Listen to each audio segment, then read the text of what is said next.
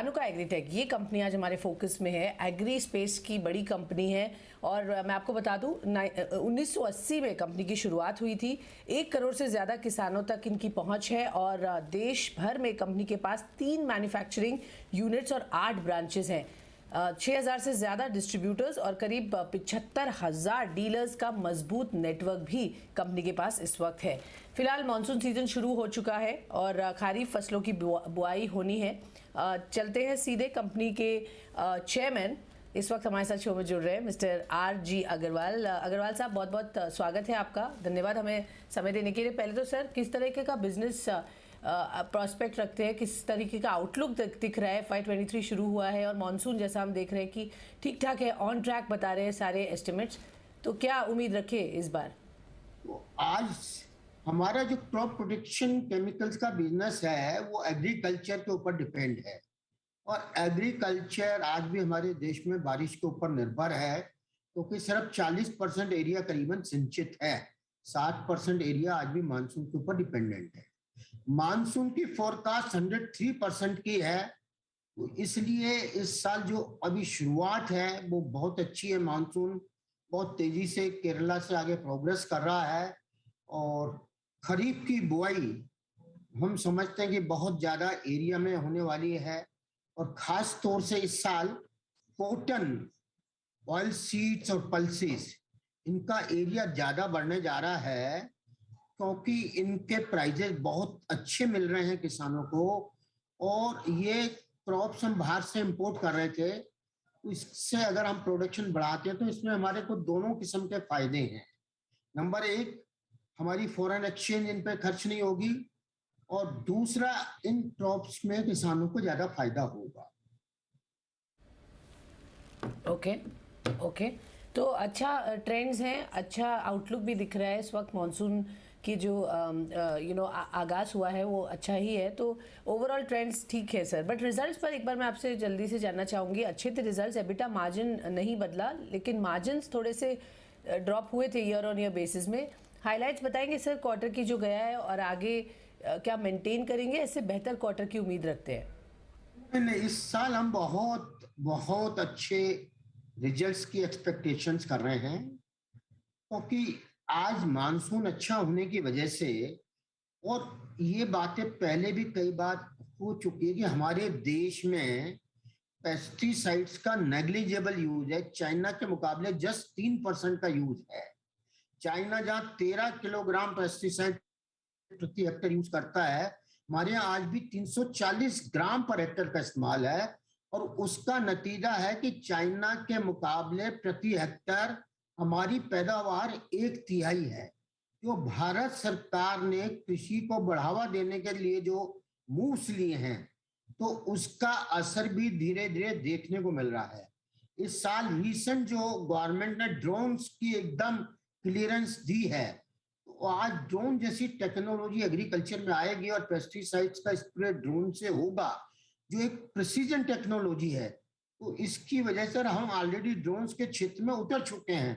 तो उससे हम समझते हैं कि हमारी कंपनी को end to end yearly results की बात कर रहे हैं या आप क्वार्टरली रिजल्ट्स की बात करें, चाहे टॉप लाइन की बात करें या बॉटम लाइन की बात करें, दोनों में हमारी कंपनी बहुत अच्छा परफॉर्म करने जा रही है। ओके, तो सारी पॉलिसीज, सारे इंडिकेशन यही कह रहे हैं कि आपकी परफॉर्मेंस और बहुत अच्छी होगी, ये साल बहुत अच्छा होने वाला है। आप ये कह रहे हैं सर, ये उम्मीद रख रहे हैं सर। इनपुट कॉस्ट की जो कंसर्न्स है, रॉ मटेरियल सबके लिए बहुत ज़्यादा बढ़ गई और उसका प्रेशर हमने देखा। अब कैसा लग रहा है, क्या इम्प्रूवमेंट दिख रही है सर वहाँ पर, और उसकी वजह से मार्जिन्स क्या बेहतर आएंगे for the first quarter FY23? देखिए, अभी मार्केट बहुत वोलेटाइल है। हमारे प्रोडक्ट्स जो हैं इनका इनडायरेक्ट रिलेशन क्रूड प्राइजेस से है। एक तो क्रूड प्राइजेस वर्ल्ड में बढ़ रहे हैं, डॉलर के प्राइजेस भी बढ़े हैं, और जो रॉ मटेरियल्स की चाइना से सप्लाई होती थी, पीछे चाइना बंद होने से उसकी सप्लाईज भी नहीं आई। तो ये आपका कहना बिल्कुल सही है कि प्राइजेस के ऊपर प्रेशर है। लेकिन अगर आप रबी क्रॉप्स के देखें कि हर क्रॉप के प्राइस फार्मर को MSP से बहुत ज्यादा मिले, आज किसी किसान ने गेहूं एपीएमसी मार्केट में नहीं बेचा, प्राइवेट सेक्टर के लोगों ने उसको खरीदा और एक्सपोर्ट किया। चाहे सरसों की बात कर ले, चाहे सोयाबीन, चाहे मूंगफली या कपास, किसी भी फसल की बात करें, आज किसान को बहुत अच्छे प्राइजेस मिले हैं। और आगे भी ऐसी उम्मीद है कि वर्ल्ड के अंदर फूड प्रोडक्ट्स की डिमांड बढ़ने जा रही है। और आज बहुत से देशों में, चाहे लंका हो या पाकिस्तान या बांग्लादेश, अफगानिस्तान, सब जगह फूड के क्राइसिस हैं। और दूसरे बहुत से देश हैं जहां हमारा देश आज फूड सप्लाई कर रहा है। तो कोई भी कंट्री फूड के साथ समझौता नहीं कर सकता। और आज हमारे देश के पास एक वर्ल्ड के फूड बॉल बनने की अपॉर्चुनिटी आ रही है। तो आज हम अपनी प्रोडक्शन, आज इनपुट कॉस्ट अगर देखें तो वो 1% बढ़ती है, लेकिन किसान के जो प्राइजेस बढ़ने से इनकम है वो 10% बढ़ रही है।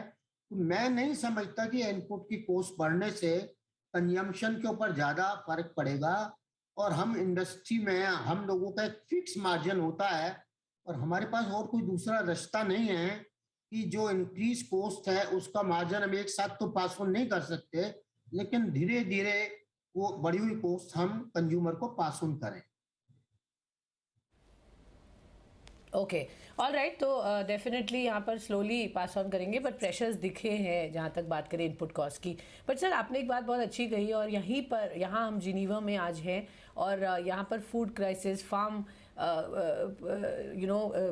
को लेकर बहुत सारी बात कर रही है सरकार। और आपने जो कहा वर्ल्ड फूड प्रोग्राम या परमानेंट सोल्यूशन, जो फूड सिक्योरिटी की बात की, एक्सपोर्ट के कर पाए दूसरे देशों को हमारी तरफ से, ये एक भारत एक स्टैंड रख रहा है, उस पर क्या कहेंगे? क्योंकि आप एक बड़े एग्री प्लेयर हैं जो इस पूरी इंडस्ट्री में अच्छा पार्टिसिपेशन दे सकते हैं। तो जो सरकार की ये बात है, इसका असर कितना पड़ेगा आपके बिजनेस पर, आपकी कंपनी के लिए इसके क्या मायने होंगे? देखिए, अगर अभी तक आप देखें तो हमारे गोदाम अनाज से भरे हुए थे और हमारे पास रखने को जगह नहीं थी। और बहुत सी जगह अनाज खुले में रखा जा रहा था और बारिश से बर्बाद हो रहा था। यहाँ तक हमारी सुप्रीम कोर्ट ने सरकार से कहा कि अनाज खराब हो उसके बजाय आप तो गरीबों में बांट दीजिए। लेकिन आज अब समय बदल रहा है। आज जो हमारे गोदाम भरे थे, धीरे धीरे हम उनका एक्सपोर्ट कर रहे हैं।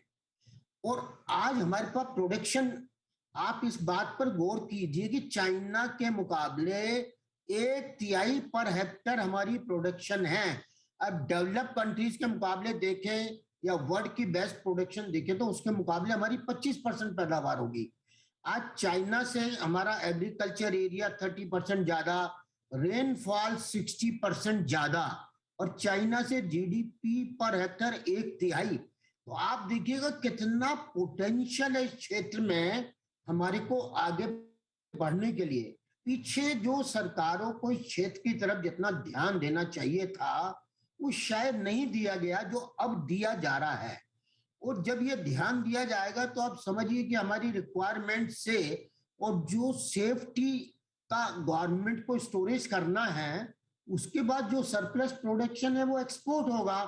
इस साल हमारा देश ऑलरेडी 1 लाख करोड़ टन गेहूं एक्सपोर्ट कर चुका है। 1 करोड़ लाख टन हम चीनी एक्सपोर्ट करने की उम्मीद कर रहे हैं। आज इसी प्रकार दूसरी एग्रीकल्चर कमोडिटीज देखें, चाहे ग्रेन्स में देखें या हॉर्टिकल्चर क्रॉप में देखें, हर क्रॉप में हमारे एक्सपोर्ट बढ़ रहे हैं। पिछले साल फर्स्ट टाइम हमारा एक्सपोर्ट $5 बिलियन को क्रॉस कर गया एग्रीकल्चर प्रोडक्ट्स का, फर्स्ट टाइम।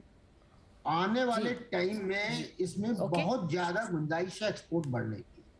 सर, मैं आपसे जानना चाह रही हूँ, एक जनरल फियर है मार्केट में कि कहीं ना कहीं एक्सपोर्ट्स पर रिस्ट्रिक्शंस आ सकते हैं, एग्रोकेमिकल्स की बात करें या फर्टिलाइजर की बात करें।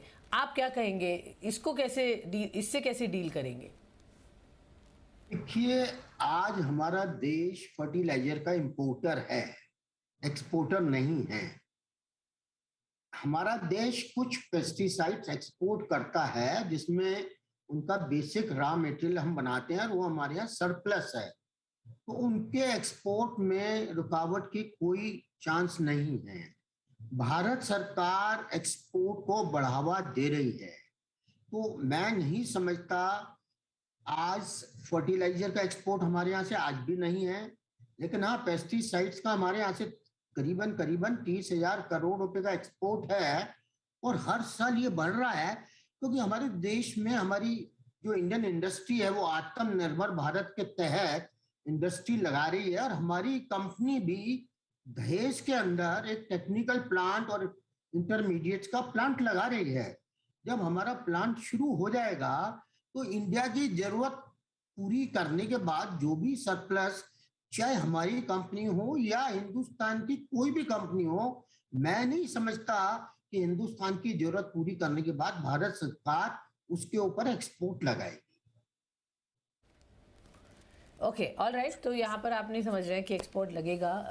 क्विकली सर, मैं बिल्कुल समय कम है, बट मैं आपसे ये जानना चाहूंगी कैपेक्स प्लान्स और प्रोडक्ट पाइपलाइन को लेकर ये साल में क्या प्लान्स हैं, अगर हमें जल्दी से आप बता दें सर। देखिए, हमारा दहेज के अंदर 3 साल के अंदर 300 करोड़ का इन्वेस्टमेंट का प्लान है।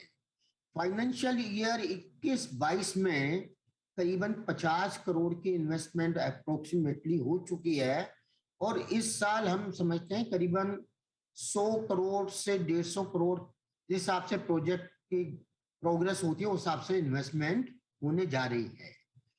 और इस साल हमने 3 नए प्रोडक्ट भी लॉन्च करे हैं फर्स्ट टाइम कंट्री में। तो इन सबको देखते हुए हम समझते हैं, और हमारी जैसा कंपनी 6 जापानी कंपनियों से नए नए मॉलिक्यूल लाके काम कर रही है, तो उस हिसाब से हमारी कैपेक्स और दूसरे प्लान बहुत अच्छे हैं।